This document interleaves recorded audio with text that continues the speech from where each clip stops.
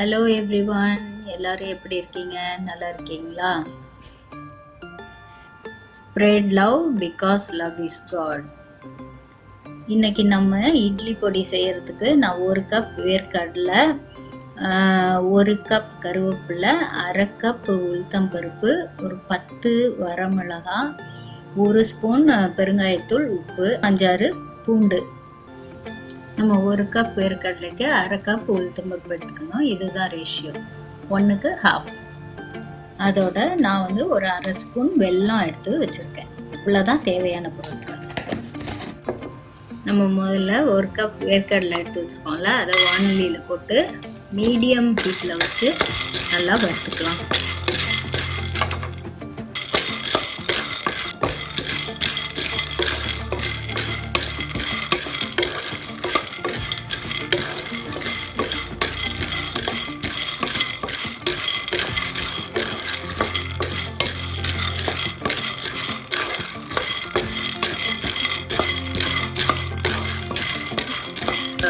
இட்லி பொடியை விட இந்த வேர்க்கடலை இட்லி பொடி செஞ்சு பாருங்க, குழந்தைங்களுக்குலாம் ரொம்ப பிடிக்கும், ரொம்ப டேஸ்ட்டாக இருக்கும். இது ரொம்ப சத்தானதும் கூட. ஏன்னா வேர்க்கடலை வந்து ப்ரோட்டீன் இருக்கிறதுனால இது குழந்தைங்களுக்குலாம் ரொம்ப நல்லது. அதனால நீங்கள் வந்து ஒரு தடவை சாதாரண இட்லி பொடி செய்கிறீங்கன்னா இன்னொரு தடவை இந்த மாதிரி வேர்க்கடலை பொடி, அப்புறம் ஃப்ளாக்ஸ் சீட் பொடி, இந்த மாதிரி மாற்றி மாற்றி செஞ்சீங்கன்னா அது ரொம்ப போர் அடிக்காமல் குழந்தைங்களுக்கு இருக்கும். அதோட சத்தாகவும் இருக்கும். அதனால இந்த மாதிரி மாற்றி மாற்றி செய்யணும்.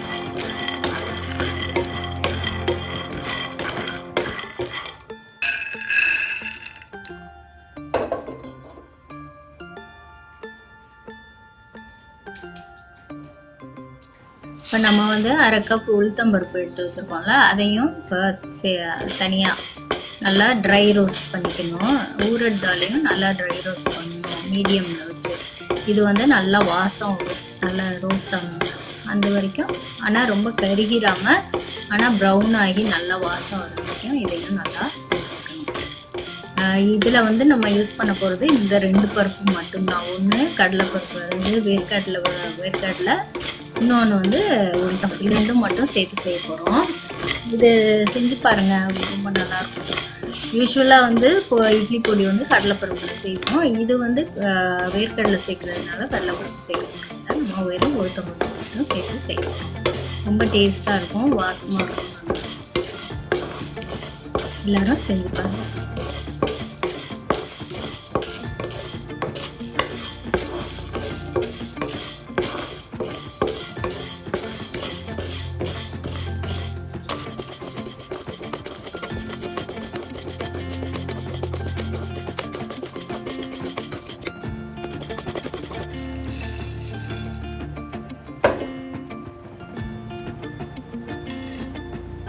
இப்போ வந்து அதே வானலியில் 1 ஸ்பூன் எண்ணெய் விட்டு இப்போ நம்ம வந்து மிளகாயை வறுத்துக்கலாம். மிளகாயை வறுக்கும்போது கொஞ்சம் எண்ணெய் விட்டு வறுத்தா தான் அது காரில் அடிக்காமல் இருக்கும். அதோட லைட்டாக உப்பும் தூவிக்கணும். தூவிட்டு வறுத்திங்கன்னா ரொம்ப அப்படியே மிளகா காரில் அடிக்கும். ஸோ அதை இப்போ நான் வறுத்துக்கிட்டு இருக்கேன். 1 ஸ்பூன் எண்ணெய் விட்டுட்டு, 1/2 ஸ்பூன் கூட போதும். இது 10 மிளகா தான், 1/2 ஸ்பூன் எண்ணெய் விட்டாலே போதும்.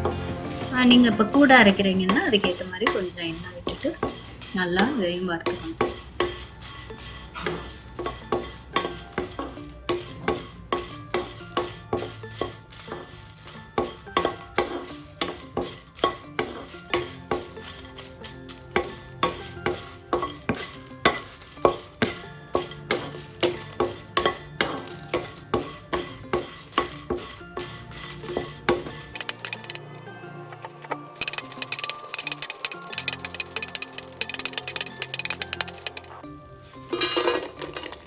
வரமிளகாயும் கருவேப்பிலையும் நம்ம வறுத்துட்டு தனியாக எடுத்து வச்சுக்கணும். ஏன்னா முதல்ல நம்ம இதை அரைச்சிட்டு தான் அப்புறம் பருப்பெல்லாம் அரைச்சா நல்லா அரைப்படும். திரும்ப ஒரு 1/2 ஸ்பூன் எண்ணெய் விட்டு நம்ம 1 கப்பு கருவேப்பிலை எடுத்து வச்சுருந்தோம்ல, அதை போட்டு இப்போ வறுத்துக்கலாம். இதுவும் நல்லா மொறுமொறுன்னு வர அளவுக்கு நல்லா வறுத்துக்கணும்.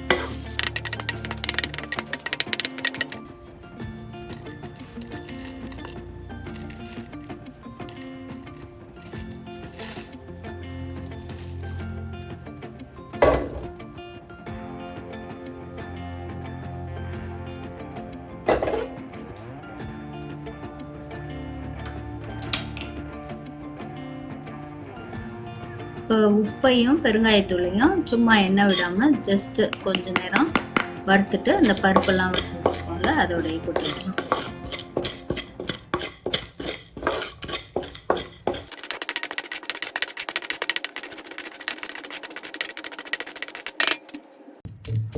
பூண்டை வந்து நம்ம நல்லா இடிச்சிட்டு தோல் எடுத்து வச்சிடலாம். இது வந்து நம்ம வறுக்க போகிறதில்ல, பொடி அரைச்சோன்னா லாஸ்ட்டில் அதை அப்படியே சேர்த்து அரைக்க போகிறோம். மிக்சியில் வந்து முதல்ல வரமிளகாயும் கருவேப்பிலையும் போட்டு அதை நல்லா 2 சுற்று சுற்றிட்டு அப்புறம்தான் நம்ம பருப்பெல்லாம் சேர்த்து அரைக்கணும். முதல்ல வரமிளகாயும் கருவேப்பிலையும் அரைச்சிருவோம்.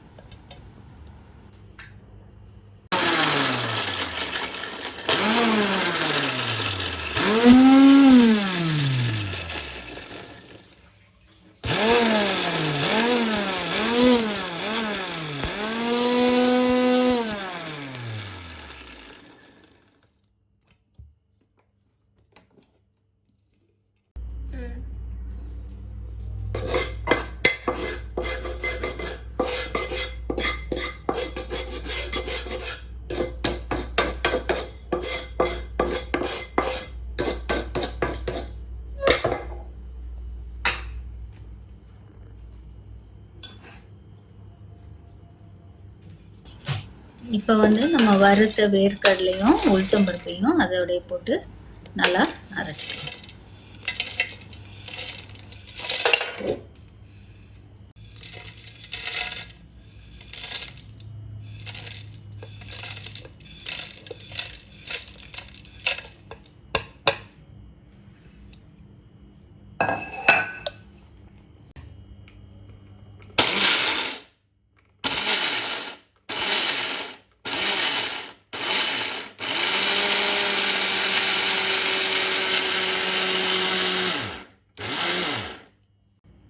இப்போ அதோடைய உப்பு பெருங்காயத்தூளும் லைட்டாக வறுத்து வச்சோம்ல அதையும் சேர்த்துட்டு இப்போ அதோடைய வெல்லம் ஒரு 1/2 ஸ்பூன் எடுத்து வச்சோம்ல அதையும் சேர்த்துடலாம்.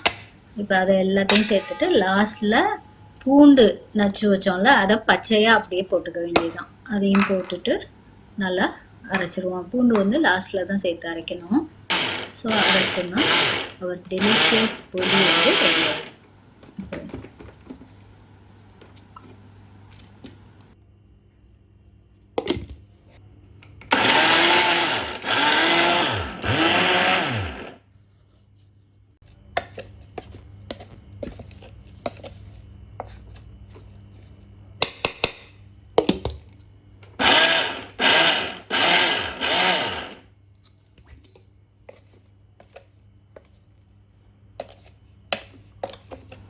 Our delicious இட்லி பொடி is ready now.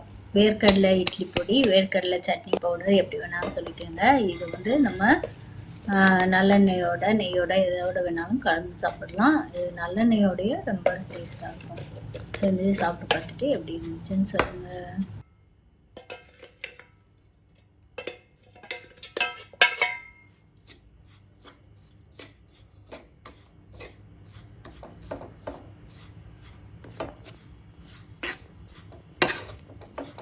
Thank you very much for all my subscribers. எனக்கு சப்ஸ்கிரைப் பண்ணி சப்போர்ட் பண்ணுற எல்லாருக்கும் எனது மனமார்ந்த நன்றிகள். I am very grateful. Keep on supporting me. Thank you. See you in the next video. Until then, bye from Kanmani Gita Chandrasekharan. Bye.